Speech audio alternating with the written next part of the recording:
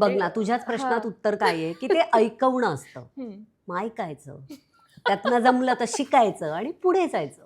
मी नाही म्हणत सोडून द्यायचं, म्हणजे ह्या कानाने ऐकून ह्या कानाने सोडून द्या असं मी नाही म्हणत आहे. घरातली मोठी व्यक्ती आहे ना, असं माझं असं म्हणणं. मी तुला सांगू का, माझी आई मला हे खूपदा बोलली, सासूबाई सोड. आपण आईकडे ऐकायचो पण आपण ते मनावर नाही घेत. आई बोलतीये. करेक्ट. नातं ग्लॅमर केलंय, इतकं सिम्पल आहे. सासू सुनाला आपण सासूला ग्लॅमर केलंय आणि माझी आई जर मला म्हटली ना लहानपणी किंवा त्या काय टीन मध्ये की काय झिपऱ्या सोडून चालली आहेस, तर मला काही नाही वाटणार. मला ते फॅशन आहे. पण मला जर सासू म्हणली ना काय कपडे घालून चालले, तर मला असं वाटेल अच्छा. सो त्याला काही नाही का, त्याला मला असं वाटतं की परत एकदा मी असं नाही म्हणत, अनेक मुलींना ह्याचा त्रास सहन करायला लागतो, वेगवेगळ्या पद्धतीने करायला लागतो. आणि ऑन अ सिरियस नोट की काही घरात खरोखरच त्याचा त्रासच दिला जातो, पण काही घरात ना काही सुनांकडनं पण त्रास होतो. हो, आणि हे आपण नाकारू नाही शकत.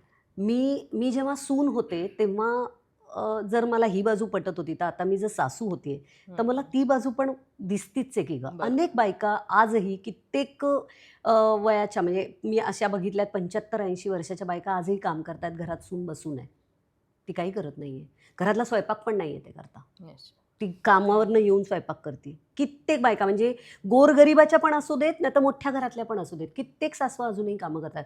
काम सोड, काहीतरी विणकाम करतील, काहीतरी घरातल्या घरात यूट्यूब चॅनल कित्येक बायकांचं आहे, कित्येक मोठमोठ्या वयाने असलेल्या बायकांचं चॅनल.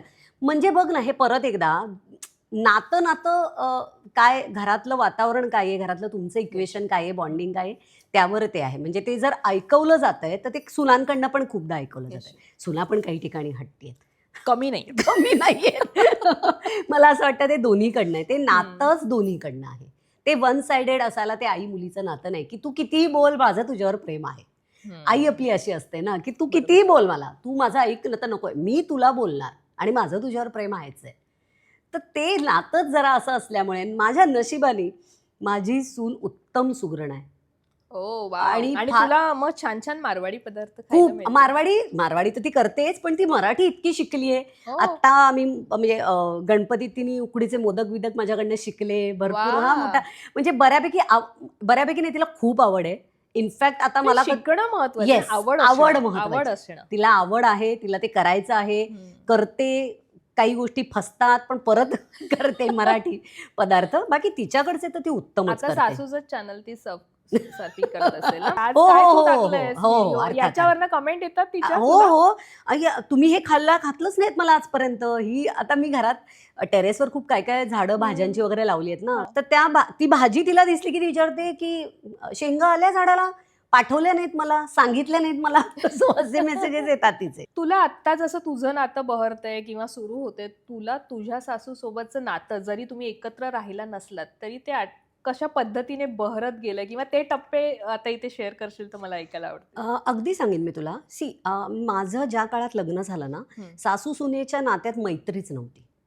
ती सासू होती, मी सून होते. आणि माझं लग्न लवकर झालं होतं, पण माझ्या सासूबाईंचं लग्न उशिरा झालं होतं. त्यामुळे म्हणजे त्यांच्या वयाच्या उशिरा झालं होतं, त्यामुळे अर्थात त्यांना प्रसाद उशिरा झाला, त्यामुळे त्यांच्या आणि माझ्या वयामध्ये खूप अंतर होतं. आपण एक जनरेशन गॅप म्हणतो माहिती, तर ती म्हणजे माझ्या आईच्या आणि माझ्या मोठ्या बहिणीमध्ये जितकं बॉन्डिंग होतं तितकं माझ्या आईची बॉन्डिंग कमी होतं. एक मोठी जनरेशन होती ना परत.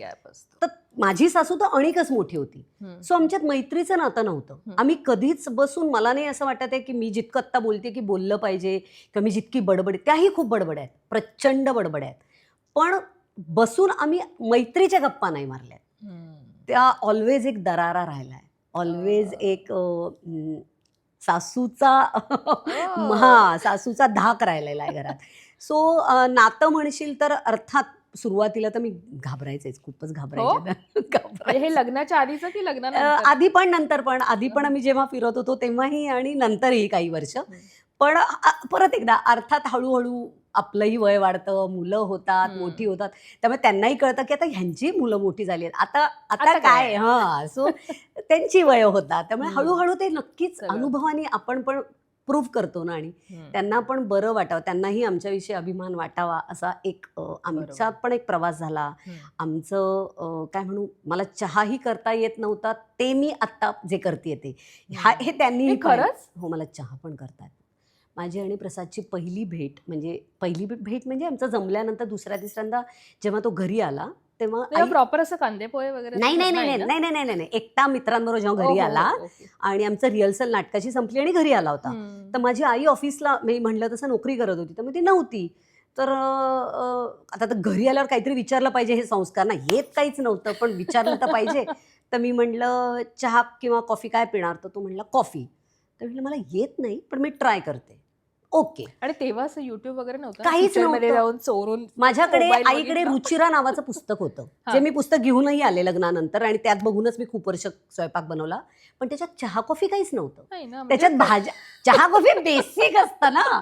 नाही, आता लोकांना सांगायला आता त्याचेही व्हिडिओज आहेत ना गं. बरोबर. हो, तेव्हा परफेक्ट चहा कसा बनवायचा, करेक्ट, perfect हा coffee चहा कशी तो चहा, बनवायची. Yes, 50 yes. प्रकार आहेत आता. हो. साधा चहा कुठेच नव्हता ना, कुणाला विचारणार. तर मी घेतलं पातेलं. आता रोज आईला बघत होते, त्यामुळे एक बेसिक नॉलेज होतं कशात काय घालायचं. म्हणजे आता चहामध्ये काय पोहेच घालायचे, एवढी विंडोक मी नव्हते ना, चहा पावडर घाला वगैरे. ज्या पातेल्यात मी कॉफी करायला घेतली, ते पातेलं आदल्या दिवशी आईने, अर्थात ते भाजीचं पातेलं होतं, ते धुवून पालथं घातलं होतं. पण ते भाजीचं पातेलं असल्यामुळे त्याला एक तेलाचा, भाजीचा, मसाल्याचा वास होता. कॉफी केली, कॉफी गाळली, आणि कॉफी जेव्हा मी अशी कपातनं घेऊन गेले, त्याच्यावर असा तेलाचा तवंग. ही माझी प्रसादला मी दिलेली पहिली डिश आहे. त्याचं असं झालं, काय मसाल्याची कॉफी केली हे का, आणि तिखट लागत होती ग तिथनं. तेव्हा मला बरं त्यालाही कळलं नाही, मलाही कळलं नाही की बिनसलं काय आहे. घरी आल्यावर आई म्हणली, अगं ते भाजीचं पातेलं होतं, त्यात कशी कॉफी केली, चहा कॉफीची भांडी वेगळी असतात.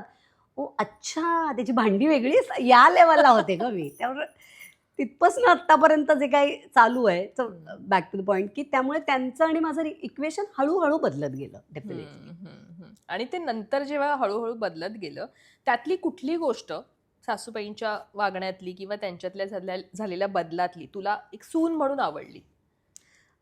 त्या खूप काय म्हणूया, माणसं धरून ठेवणं, माणसं प्रेमाने जोडणं, येणाऱ्यांचं अगत्य करणं. सो हे मला डेफिनेटली काय म्हणू त्यांच्याकडनं घेण्यासारखं आहे, की त्यांनी जॉईंट फॅमिली होती आमची, त्यांच्या जावा, त्यांचे दीर सगळे एकाच ठिकाणी राहत होते. खूप मोठं कुटुंब पाहिलंय त्यांनी, त्यामुळे सतत माणसांची वर्दळ, मग त्यांची पोरं, त्यांच्या सुना, असं ते एक वाढतच गेलेलं कुटुंब आहे ना. त्यामुळे एवढ्या माणसांमध्ये राहून, एवढ्या शिकलेल्या, नोकरी करणाऱ्या, पण एक खंबीर अशा उभ्या राहूनही त्यांनी माणसं जोडून संसारही एकदम असा निगुतीने करणं, ही घेण्यासारखीच गोष्ट आहे. पण आता जे असतं ना, आपण आपल्या आईकडनं काही गोष्टी घेतो आणि आपण आपल्या सासूकडनंही काही गोष्टी शिकतो.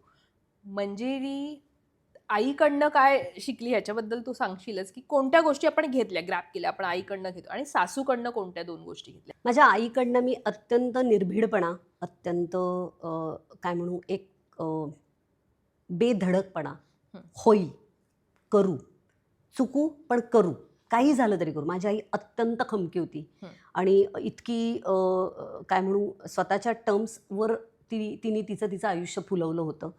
आणि कमाल बाई होती माझी आई, फारच धमाल होती. माणसांचा गोतावळा, प्रेम आणि सगळंच तिने ते फार सांभाळलं होतं.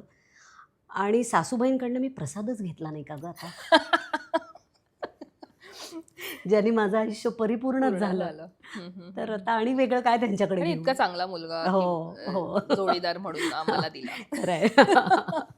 नाही तेच. आता मी तुला एक विचारेन, की निर्माती म्हणून तू आता स्वतः इथे आहेस, पूर्णपणे तुझा एक प्रवास वेगळा सुरू आहे. गृहिणी म्हणूनही तू त्याच पद्धतीनं काम करतेस आणि ते सगळं सांभाळतेस आणि हे करतेस. मला तुला विचारायचं आहे, की प्रत्येक टप्प्यावर तू बदलत गेलीस. तू आज जर मागे 10 वर्ष किंवा 15 वर्ष, 20 वर्ष जाऊन मागे बघशील, तर तो मंजिरीचा जो प्रवास आहे, त्या मंजिरीचा, त्या आत्ताच्या मंजिरीचा, यातला तुला एक मोठा बदल तुझ्यामध्ये कोणता जाणवतो, जो आवर्जून आज तुला सगळ्या स्त्रियांसोबत शेअर करायला आवडेल? माझ्याकडनं एक बारीकशी चूक झाली असं म्हणू शकते मी, की मला असं वाटतं की मी आत्ता जी आहे प्रणाली, तीच मी माझ्या यंग एजमध्ये होते, सेम. पण मधला जो एक काळ येतो ना आपल्या आयुष्यात, प्रत्येक बाईच्या ना वेगवेगळ्या टप्प्यावर वेगवेगळे स्वभाव होतात. तू लक्षात तुझ्या आलं असेल तर हो, लग्न झाल्या एक होतं, लग्नाला काही बरं. वर्षांनी होतं, पोरं थोडीशी मोठी झाल्यावर होतं. वेगवेगळ्या काळात स्वभाव बदलत जातात बायकांचे.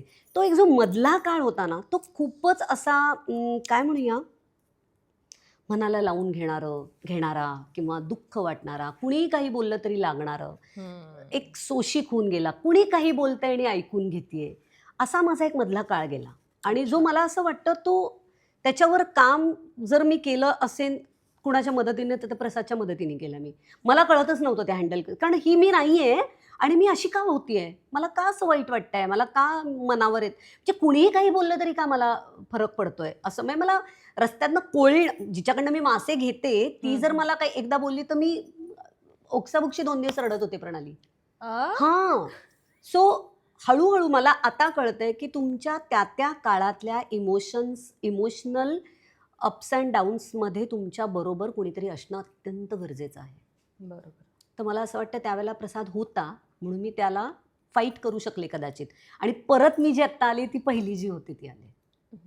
नाहीतर मला अवघड गेलं असतं. नाहीतर मग यातनंच डिप्रेशन येतं, यातनंच एकटेपणा येतो, यातनंच आपलं कोणीच नाही, संसार के संसार, मरगळ येते, काही करावंसं वाटत नाही. बरोबर. त्यामुळे जोडीदाराची साथ खूपच गरजेची आहे. मग ती बाईसाठी पुरुषाची किंवा पुरुषासाठी बाईची गरजेची आहे. कम्युनिकेशन. तुला काय होतंय कम्युनिकेट करा आणि त्या बाईचं प्लीज ऐकून घ्या घरातल्या. तिचं म्हणणं ऐकून घ्या. तो प्रॉब्लेम रोजचा असेल, तुझं ना रोजचं झालंय, हो रोजचा असेल. पण रोज ती स्वयंपाक पण करते ना, रोज ती बरोबर. मुलांना पण वाढते ना, रोज ती सासूचं पण करते ना. मग रोज ते जर करते तर रोज हे पण ती करते तर काहीतरी तर कुठेतरी आत तिच्या काहीतरी गडबड होत असेल ना. तर बरोबर. ती समजून घेतली पाहिजे. जो माझा मधला काळ फार टफ गेला.